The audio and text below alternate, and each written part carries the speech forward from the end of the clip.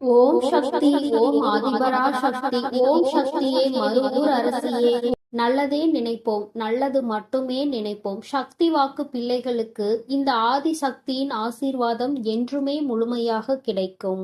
என் அன்பு பிள்ளையே, இன்று உன் வராகி அம்மா கடும் கோபத்தில் உனக்கு ஒரு எச்சரிக்கையினை கொடுப்பதற்காக வந்திருக்கிறேன். முன்பெல்லாம் நான் கொடுத்தது போன்ற எச்சரிக்கை அல்ல இது. இந்த எச்சரிக்கையானது உனக்கான கடைசி எச்சரிக்கை. உன் வாழ்க்கை உனக்கு வேண்டுமென்றால் என் பிள்ளை, இன்று இந்த வராகி என்னுடைய கோபத்திற்கான காரணம் என்னவென்பதை தெரிந்து கொண்டு அதை நீ சரி செய்து கொள்ள வேண்டும். என் தங்கமே, அம்மா அத்தனை எளிதாக எல்லாம் என் பிள்ளையின் மீது கோபம் பட்டு விடுவது கிடையாது. எத்தனை முறை நீ என்னை பார்த்து என்னவெல்லாம் சொல்லி இருக்கின்றாய். உன் தாயானவள் என் மீது நம்பிக்கை இல்லாமல் நீ நடந்து கொண்டிருக்கிறாய். ஆனால் அதற்கெல்லாம் உன் தாயானவள் ஒரு நாளும் கோபப்பட போவது கிடையாது, கோபப்பட்டதும் கிடையாது. என் குழந்தையே, உன் தாயானவளுக்கு உன் மீது கோபம் வருகிறது என்றால் நீ செய்கின்ற செயல் ஏதோ ஒன்று உன்னுடைய வாழ்க்கையை வெகுவாக பாதிக்கின்றது. அம்மா, என் வாழ்க்கை என் கையை விட்டு செல்கின்ற நிலையில் இருந்து கொண்டிருக்கிறது என்று அழுது புலம்புகின்றாய் அல்லவா? அது சென்றதற்கான காரணம் என்னவென்பதை ஒரு முறையாவது நீ புரிந்து கொள்ள முயற்சி செய்தாயா? என் தங்கமே, மற்ற விஷயங்களாக இருக்கும் பட்சத்தில் அதற்கு காரணத்தை நீ தேட வேண்டிய அவசியம் கிடையாது. முயற்சிகளை மட்டும் மேலும் மேலும் செய்து கொண்டிருக்கலாம். இது உன்னுடைய வாழ்க்கை சம்பந்தப்பட்டது அல்லவா? இந்த வாழ்க்கை உனக்கு ஒரு கஷ்டத்தை கொடுக்கிறது என்றால் என் தங்கமே, உன்னுடைய உறவினர்கள் உன்னை விட்டு பிரிந்து செல்கின்றார்கள் என்றால் அதற்கான காரணத்தை நீ நிச்சயமாக தெரிந்து கொள்ள வேண்டும். உன்னால் தான் இது நடக்கிறதா அல்லது வேறு யாரேனும் இது போன்ற செயல் நடக்க வேண்டும் என்று செய்து கொண்டிருக்கிறார்களா என்று. என் தங்கமே, இதை நீ தெரிந்து கொண்டால் மட்டும்தான் உன் வாழ்க்கையை நீ நிச்சயமாக காப்பாற்றி கொள்ள முடியும் என்பதை முதலில் நீ புரிந்து கொள்ள வேண்டும். என் தங்கமே, ஒவ்வொரு நாளும் நீ ஒவ்வொரு விதமான பிரச்சனைகளை சந்தித்தாலும் சில நேரங்களில் சில பிரச்சனைகள் உனக்கு அதிகமான சந்தோஷத்தை தந்துவிடும். ஏனென்றால் இந்த பிரச்சனை வந்ததனால்தான் நமக்கு நல்ல முடிவு கிடைத்தது என்கின்ற எண்ணத்தை உனக்குள் உருவாக்கி கொடுக்கும். என் குழந்தையே, சரி, எதுவாக வேண்டுமானாலும் இருந்துவிட்டு போகட்டும். இன்று நீ செய்த தவறு என்னவென்று அம்மா உனக்கு சொல்கிறேன். என் தங்கமே, நீ ஒருவரிடத்தில் அதிகமாக நட்போடு பழகி வருகிறாய். அவர்களிடத்தில் எப்பொழுதும் உன்னுடைய மனதில் இருக்கின்ற வேதனைகளாக இருந்தாலும் சரி, சந்தோஷமாக இருந்தாலும் சரி, பகிர்ந்து கொண்டு வருகின்றாய். என் தங்கமே, இப்படி நீ செய்து கொண்டிருக்கின்ற நேரத்தில் அவர்கள் நீ பேசுகின்ற விஷயத்தை பற்றியெல்லாம் என்ன செய்து கொண்டிருக்கிறார்கள் தெரியுமா? என் குழந்தையே, அவர்கள் உனக்கு வேண்டாதவர்களிடத்தில் இந்த விஷயத்தை பற்றியெல்லாம் சொன்னார்கள்.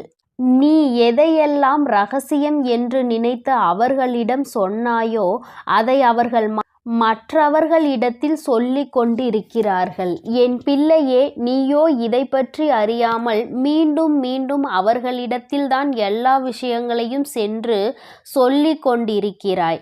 இதனால் இன்று உன் வாழ்க்கையில் நடந்த மிக பெரிய பிரச்சனை என்ன தெரியுமா?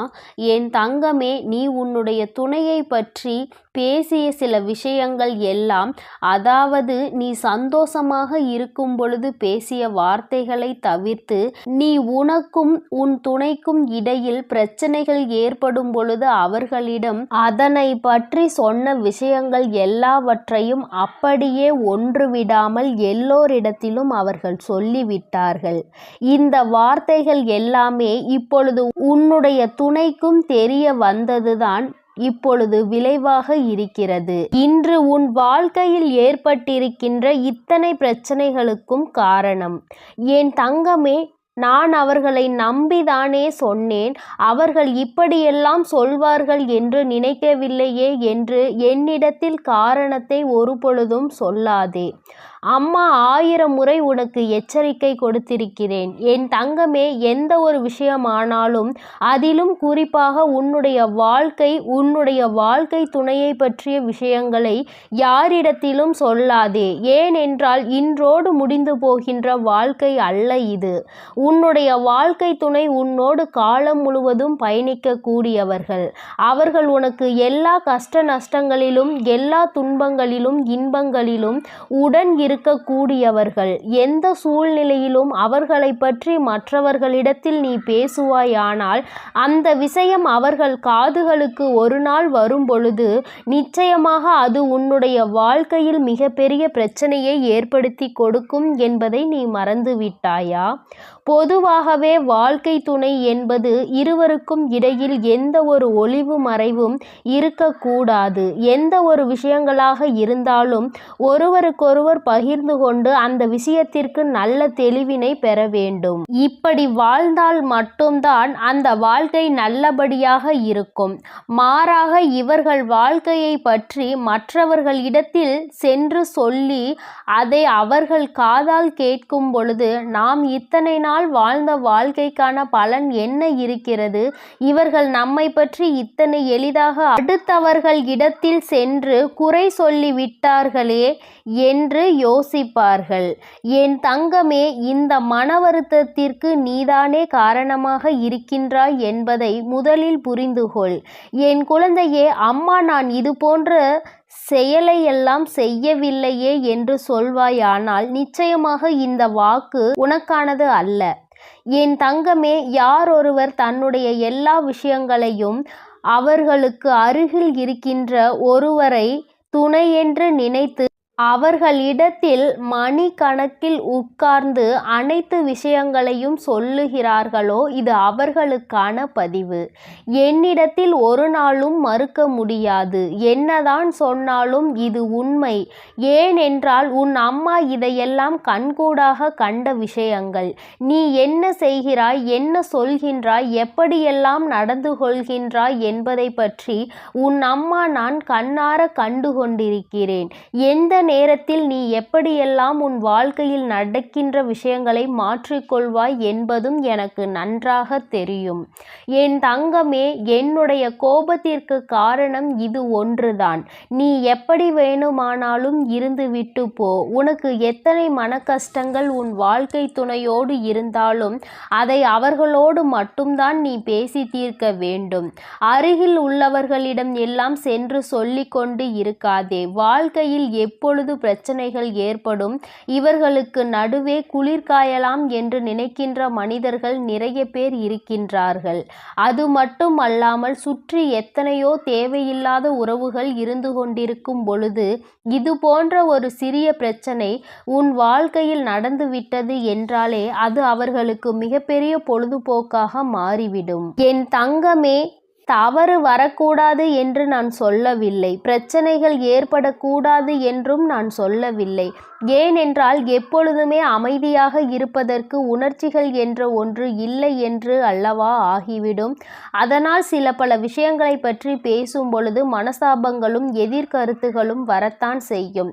ஆனால் அவற்றை உன்னுடைய இல்லத்தில் உனக்குள் இருக்கின்ற அந்த 4 சுவற்றுக்குள் வைத்து கொள்ள வேண்டுமே தவிர ஒருபொழுதும் இது போன்ற எண்ணங்கள் கொண்ட மனிதர்களுக்கு மத்தியில் அதை நீ வெளிப்படுத்த கூடாது என்றுதான் உன் அம்மா நான் சொல்கின்றேன். யாரிடத்தில் என்ன விஷயத்தை பகிர்ந்து கொள்கிறோம் என்பதில் அதிக கவனம் தேவை. என் தங்கமே, நீ நினைக்கலாம் என்னுடைய தாய் தானே, அதனால் தானே சொன்னேன், என்னுடைய உடன் பிறந்தவர்கள் தானே, அதனால் தானே சொன்னேன் என்று. ஆனால் நீ சொன்னதை அவர்கள் அப்படியே மனதில் வைத்திருப்பார்கள் என்று நினைத்து கொண்டிருக்கிறாயா? நிச்சயமாக கிடையாது. அவர்களுக்கு பொழுது போக வேண்டும் என்றால் யார் அவர்களோடு நன்றாக பேசுகின்றார்களோ அவர்களிடத்தில் இந்த விஷயங்களை எல்லாம் சொல்லிவிட்டு வந்து விடுவார்கள். அதனால் நீதான் சொல்ல வேண்டும் என்று அவசியம் கூட இல்லை. உன்னோடு இருப்பவர்கள், உனக்கு நெருக்கமானவர்கள் கூட இது போன்ற மற்றவர்களிடத்தில் அந்த விஷயங்களை பகிர்ந்து கொள்ள வாய்ப்புகள் அதிகமாக இருக்கிறது. அதனால்தான் உன் அம்மா உன்னிடத்தில் இப்பொழுது சொல்கிறேன், எப்பொழுதும் எந்த ஒரு சூழ்நிலையிலும் உன்னோடு உடன் நிற்பவர்களை யாரிடத்திலும் விட்டு கொடுத்து விடாதே. குறிப்பாக மற்றவர்கள் முன்னிலையில் பேசும் பொழுது அதிகமான கவனம் வேண்டும். அவர்களுக்கென்று இருக்கின்ற மரியாதையை யார் முன்னிலையிலும் நீ விட்டு கொடுத்து விடக்கூடாது. என் தங்கமே, இன்றாவது இந்த அம்மாவினுடைய கோபத்திற்கான காரணத்தை நீ புரிந்து கொண்டிருப்பாய் என்று நினைக்கின்றேன். ஒருவருக்கொருவர் விட்டு கொடுத்து வாழ்க்கையில் எல்லா கஷ்டங்களிலும் பங்கெடுத்து கொண்டு வாழ வேண்டும்.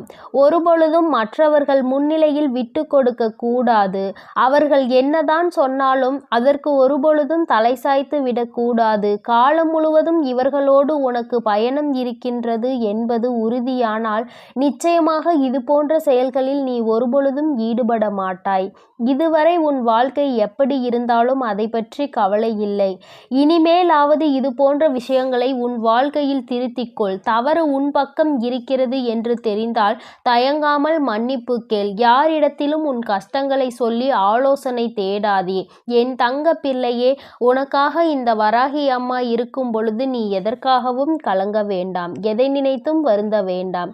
நீ நல்லதையே நினை. உன் வாழ்வில் எப்பொழுதும் உன் அம்மா உனக்கு நல்லதை மட்டுமே செய்து கொடுப்பேன். என் அன்பு குழந்தைக்கு இந்த ஆதிபராசக்தியின் அன்பும் ஆசீர்வாதமும் முழுவதுமாக கிடைக்கும். ஓம் சக்தி, ஓம் ஆதிபராசக்தி.